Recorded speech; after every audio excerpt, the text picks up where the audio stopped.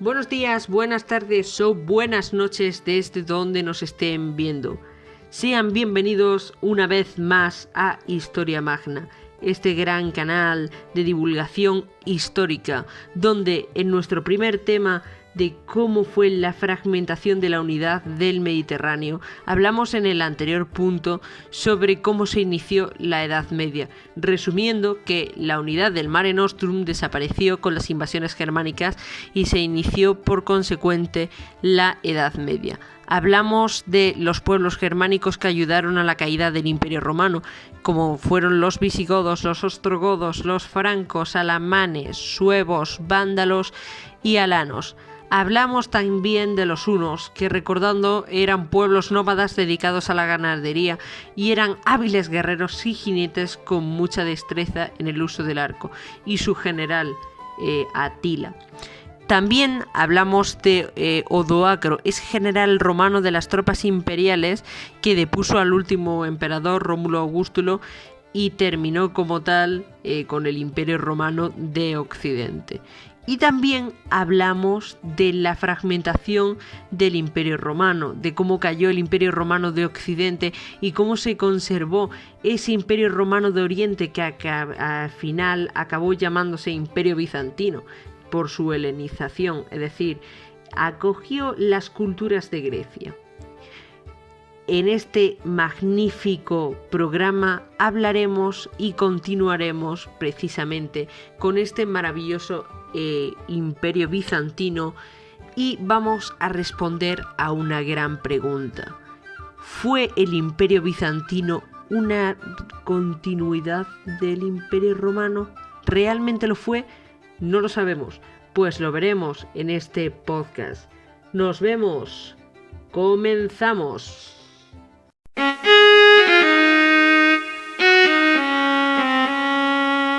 Bueno, pues respondamos a esa pregunta que hemos formulado en la introducción.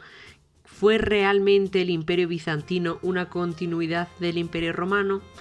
Pues vamos a ver.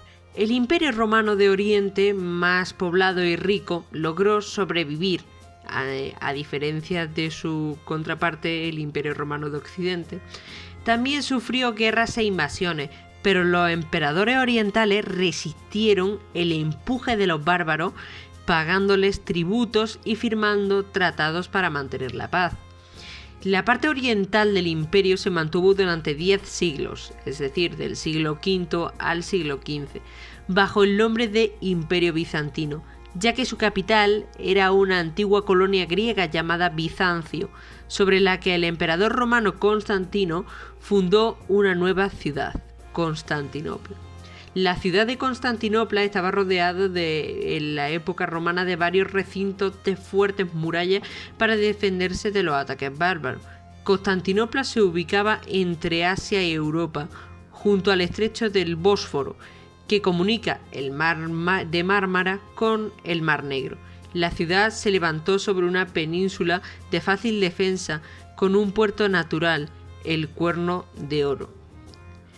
La ubicación de su puerto que hemos hablado anteriormente la convertía en un enclave estratégico desde el punto de vista militar y un lugar privilegiado para los intercambios entre Oriente y Occidente.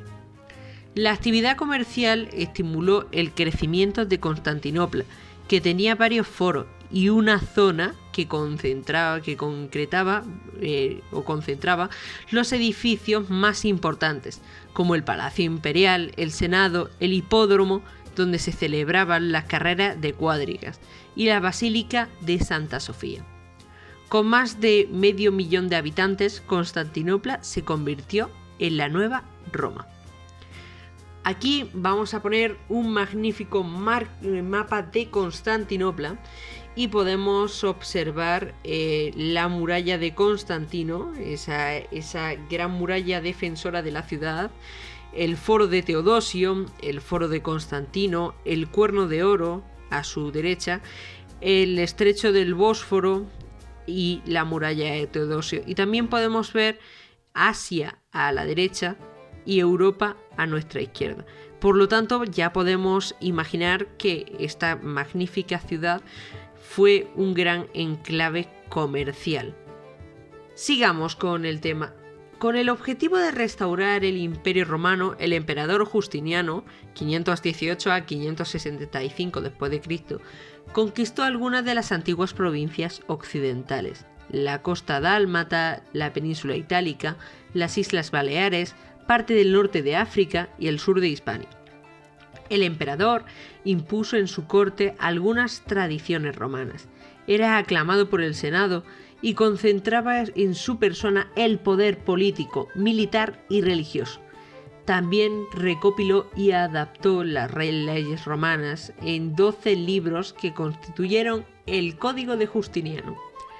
Bizancio gozó en esa etapa de una gran prosperidad económica gracias a la agricultura, al desarrollo de la artesanía que suministraba productos de lujo: tejidos de seda, lanas, tapicerías, orfebrería, esmaltes, cuero, etc. Y a un floreciente comercio de especias, perlas, ámbar, trigo, pieles, etc. Pero fue entrando en un lento declive. A partir del siglo VII, Bizancio perdió una buena parte de las conquistas de Justiniano, y el imperio se replegó sobre su zona oriental. En los siglos siguientes, una nueva dinastía logró que Bizancio recuperara su antigua prosperidad, Segunda Edad de Oro bizantina.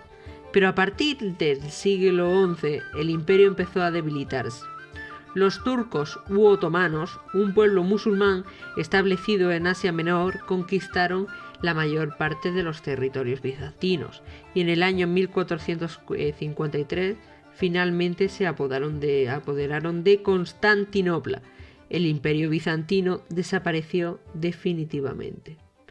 Ahora hablemos como tal de Justiniano, un personaje muy importante que trataremos en próximos episodios. Pero ahora vamos a ver una recopilación muy cortita y revisión de las leyes romanas, de este magnífico Código de Justiniano. Empezamos a leer y esperamos que os guste. Las leyes creadas después de la fundación de Roma se encuentran en un estado de confusión. He ordenado transcribir por los emperadores nuestros predecesores, con el fin de unirlas en un único código, que se imponga sobre todos los hombres. A partir de hoy, para otorgar justicia, será obligatorio utilizar este nuevo código. Justiniano, digesta del siglo VII. Adaptación. Bueno, terminado con este magnífico tema, hemos de concluir diciendo que esta magnífica ciudad fue un gran enclave, y veremos por dónde sale el tema, ya que se avecinan curvas acerca del declive de este imperio bizantino. Nos vemos en el próximo episodio, pero antes de terminar vamos a hacer como siempre nuestra frase resumen.